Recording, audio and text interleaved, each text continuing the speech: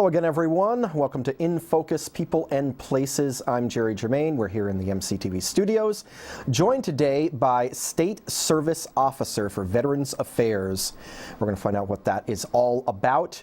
We're talking with Richard Reed today. Hi, Richard. Hi, Jerry. How are you? I'm doing fine. Glad to see you again. Welcome to the studios and INFOcus. And first of all, let's find out about that job title. What does your job entail? What is State Service Officer for Veterans Affairs?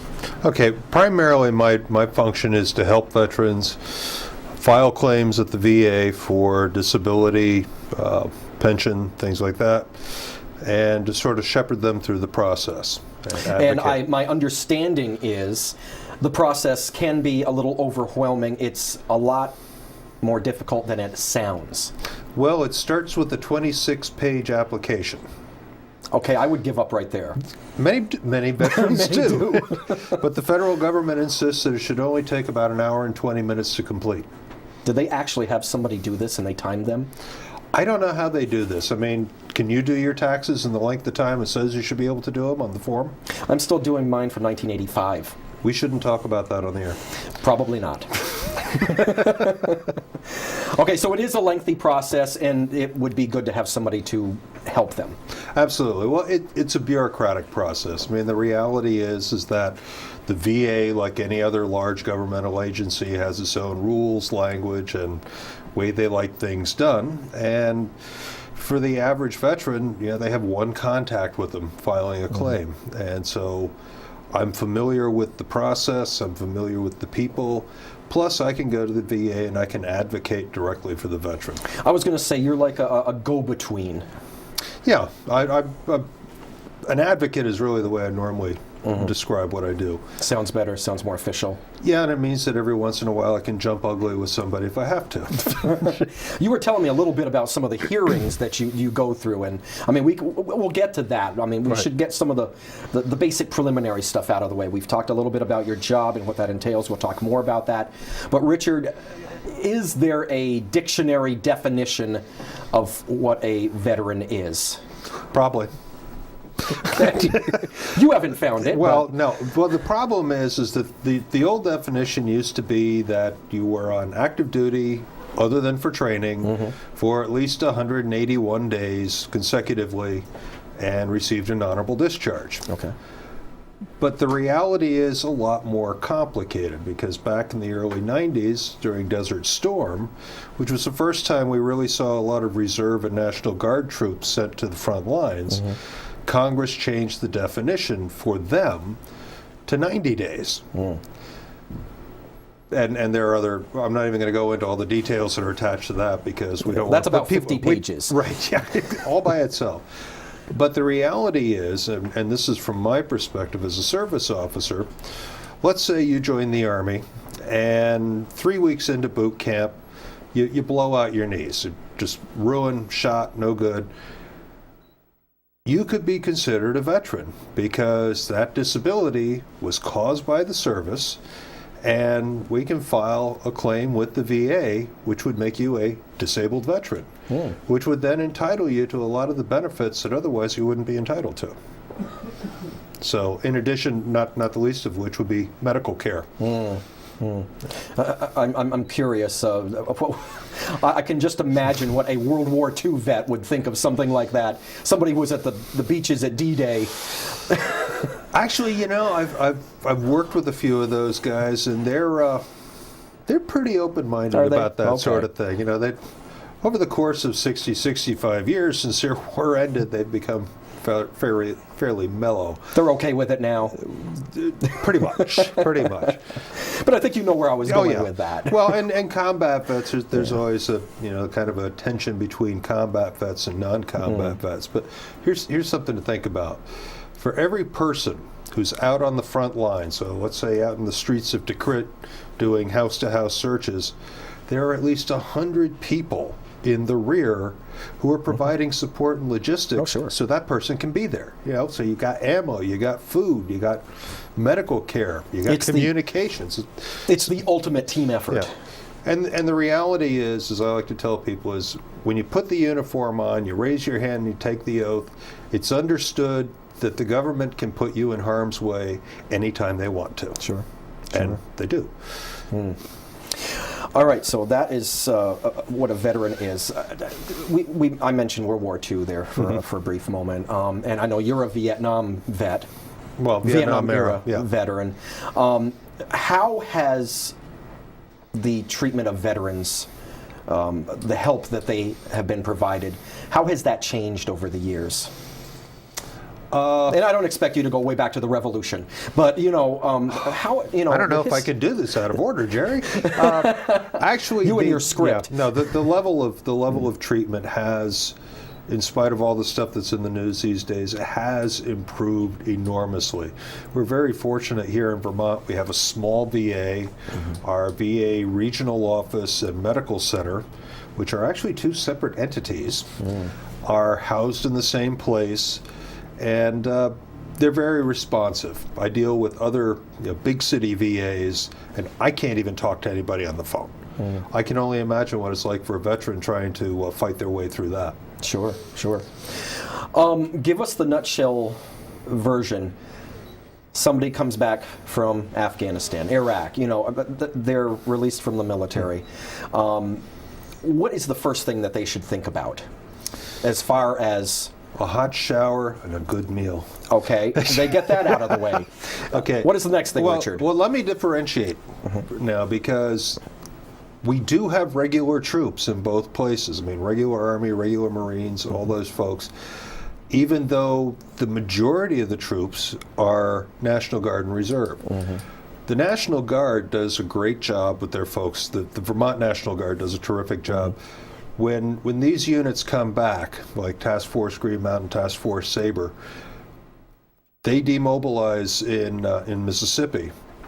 The Guard sends their own people down, family assistance people come down, people from the VA go down, people from the vet centers go down, and they debrief them. Regular troops, much like in the old days of Vietnam, they leave alone and they come home alone. So they're the ones that I'm really deeply concerned about reaching out to, because they come back to Middlebury, and unless somebody sat down with them at the time they were being discharged, they don't know what their rights and benefits are. So one of the first things I would say is call our office, because we're set up to be, as much as possible, a central clearinghouse for all this information. Well, speaking of that, to making that call, what is the most commonly asked question? Maybe first question. What are they curious about? What can your office do for them? They want a veteran's license plate. Are you serious? Yeah. That is in fact, we snag a lot of people that way, because they have to get their application for the DMV certified by our office. And we're right next door to the DMV, so they walk in. In fact, my very first day on the job, guy came in to get his veteran's license plate. And while they were doing the paperwork, he said, "You guys don't help with benefits or anything, do you?" And the secretary said, "Well, no, actually." I said, "Whoa, wait a minute, come here, let's talk." But yeah, that's actually probably the first thing people ask about, and then they'll ask about hunting and fishing licenses, and it kind of evolves from there. But that's probably the number one thing people ask for. Are a lot of the veterans ignorant of the whole system? Of what? Less and less now than in the past, because they are getting, for the most part, properly debriefed at the time they're discharged. I mean, a big thing for a recently discharged veteran that I didn't know about when I got out was you have 90 days to contact the VA and ask for a dental examination. So if you haven't had your teeth worked on the last year or so while you were in the service, the VA will set up an appointment for you, or they'll arrange for you to see a civilian dentist and get your teeth fixed. Absolutely free. Are things a little bit different for disabled veterans? Do they have, obviously I would imagine they have different things to worry about. Yeah, well, you have two different groups of disabled veterans. You have the profoundly disabled folks, people with amputations and really severe injuries. These are the folks who come back to Bethesda and Walter Reed and similar military hospitals. they're already in the pipeline as part of that process. But we have a lot of people, the most common things I've seen from Iraq and Afghanistan are knee problems and back problems because they carry so much weight around. Sure. We're seeing some PTSD claims, post-traumatic stress disorder. And then it just sort of evolves from there. I mean, part of what I do is I sit down with the veteran, and we may start out, you say, well, yeah, my knees have been a problem ever since I got back, or ever since halfway through my tour. But I poke and prod and try and work out any other issues that may be there, because particularly in the Persian Gulf area, we've learned since Desert Storm, there's a lot of sinus problems because of the dust and the dirt and the pollutants in the atmosphere. Have a lot of hearing problems. I mean, if you're sitting in a Humvee going down the road at 60 miles an hour and you're firing that 50 caliber machine gun, it's loud. Oh, sure. And now it seems like that. a lot of the different wars that we've been involved with, especially recently, going back to Vietnam, I know there was, what was there, Agent Orange. Oh yes, the gift that keeps on giving. Yeah. And then, of course, there was Gulf War syndrome. Things like that, how can you help with that? Things that, that maybe don't show up till years later. Well, one of the things that the VA has done, and Agent Orange is a great example because this is really where it started.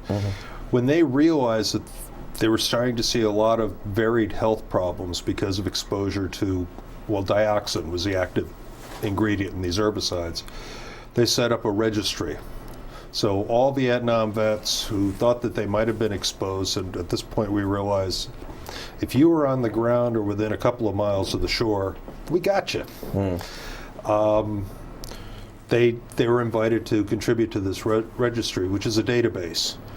And they have kept track. They knew initially there were a slew of skin and cancerous conditions that showed up fairly quickly as a result of exposure. But in recent years, what we've seen is an increase in prostate cancer for Vietnam vets, type 2 diabetes, and respiratory cancers, larynx, lungs, and esophagus, that have been traced back to Agent Orange exposure.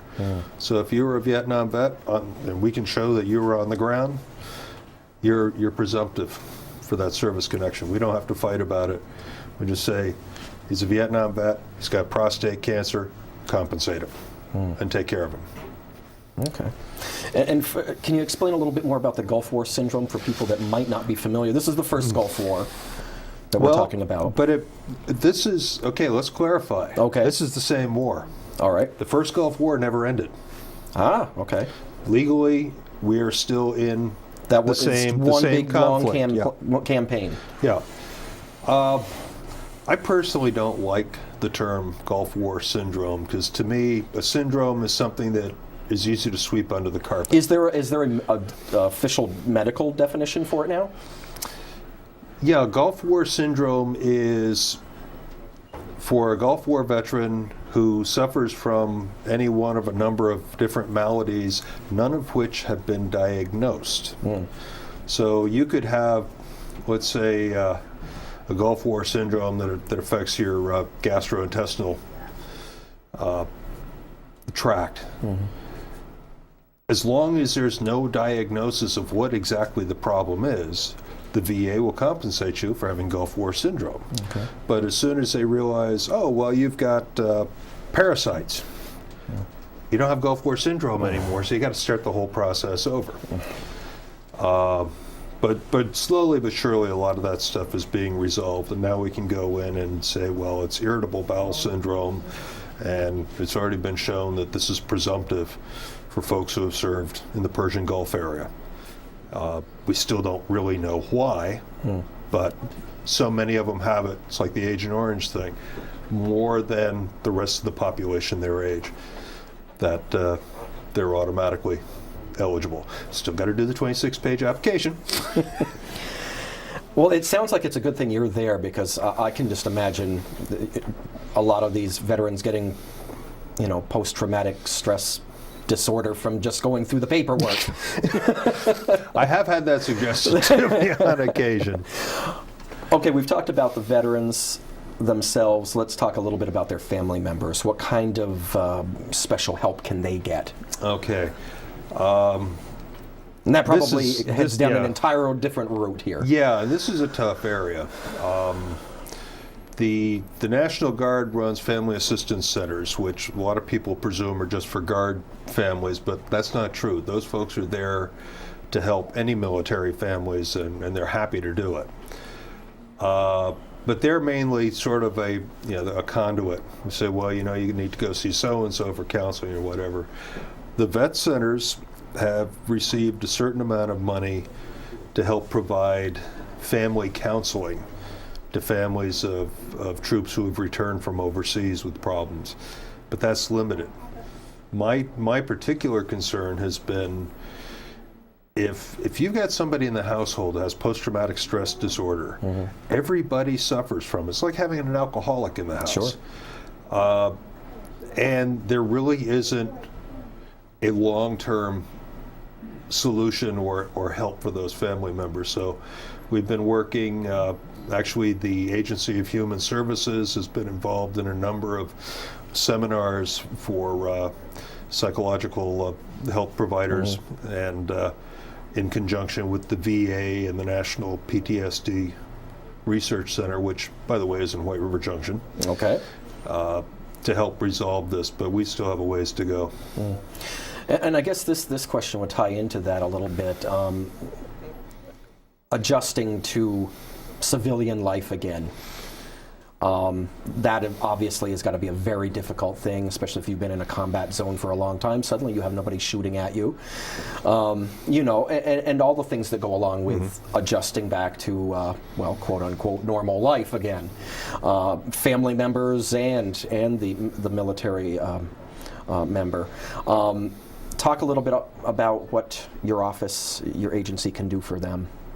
Okay, well, we can help put them in touch, obviously, with the agencies that can help them.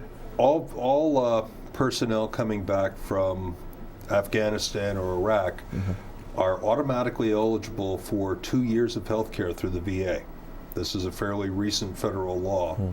So they're automatically made eligible, and then once we go through the process of filing for compensation for them, we can enhance that eligibility. We do refer them to the vet centers and to the VA outpatient clinics. The VA has got a great presence in the state. There's a clinic up in Colchester, there's one in Rutland, one in Bennington, and there's an itinerant clinic that goes into St. Johnsbury to provide limited psychological and physical assistance to vets up in that area. And they're in the phone book? They are in the phone book. They're on our website. Okay. Right. And there are little things like early on I started working with people who had been on convoy duty, Task Force Red Leg. And I quickly learned that one thing you don't want your veteran to do when they come home from Iraq, if they've been running convoys, is drive a truck. Don't let them drive for a little while, okay? It's hairy. I mean, the stories they tell me are incredible, but it's like a bag of garbage on the side of the road, a mound of dirt, a dead dog. Any of these in Iraq could be an IED. Sure. And so they have a tendency to react violently to things like that. And we got a little bit of road rage going on once in a while. I say, well, you're not in an armored Humvee with the 50 caliber up above you anymore, and they actually have a right to be jerks. It sounds like the rules change along the way. Sounds like new things are implemented all the time, and that's up to you to keep track of those things. So it's got to be hell for veterans to know what is going on out there as far as all of this goes. Well, it is and it isn't. As I say, the majority of the troops that we have in this state are National Guard, and the Guard does a good job of helping take care of them. And in fact, my office is part of the Department of Military. Okay. So I'm kind of technically under the supervision of the guard. Okay, there I you try go. not to say that too loudly because they might take it seriously and start supervising me. No, they've been great. They have pretty much let me do my thing, Okay. because this is a brand new position for the state. A little over 2 years ago, the state didn't have a formal benefits program. And then they hired me, and, well, all hell broke loose. Does it change state by state? Different things in each state? Each As state far as the has, National yeah. Guard goes, perhaps? I would say definitely it does. I mean, every state's guard reports, as I understand it, to the legislature, and they have their own rules and regulations. Of course, all of the military regulations, you know, the Army, Air Force, those are set by the Department of Defense.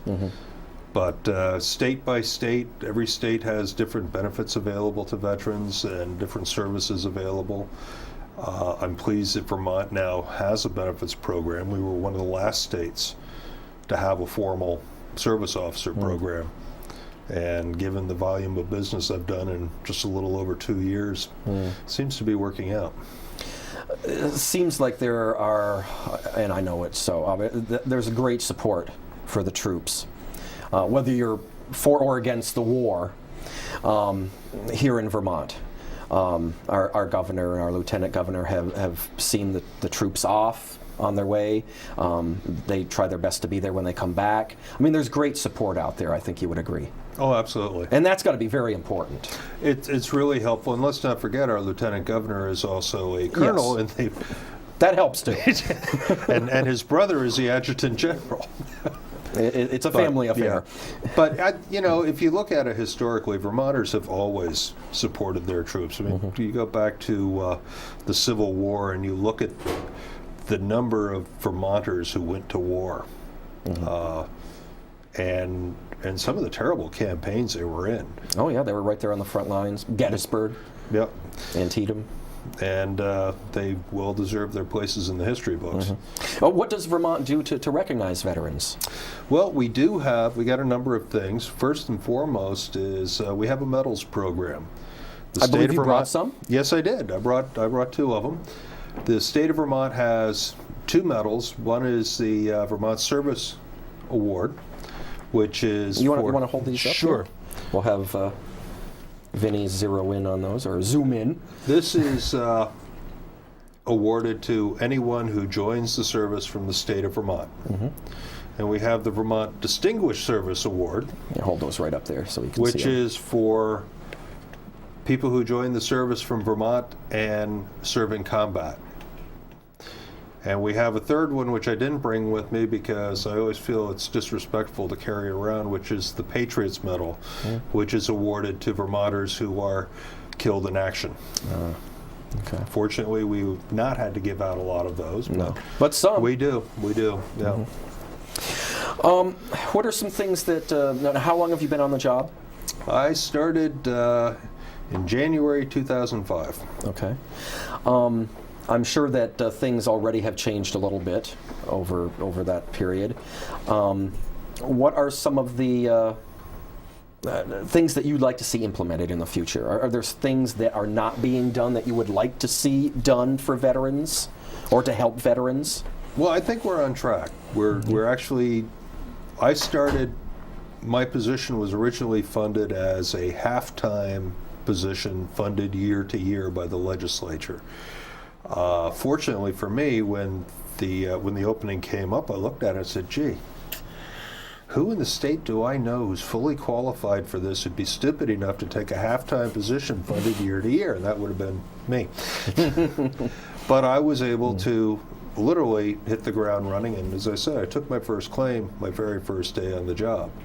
In the 2 years and a couple of months since I started, we have taken just about 400 powers of attorney to represent veterans for various issues. As of Monday morning when I counted, I had 261 active cases going.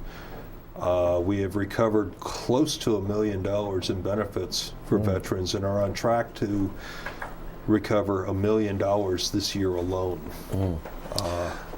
Plus, we have hired another service officer.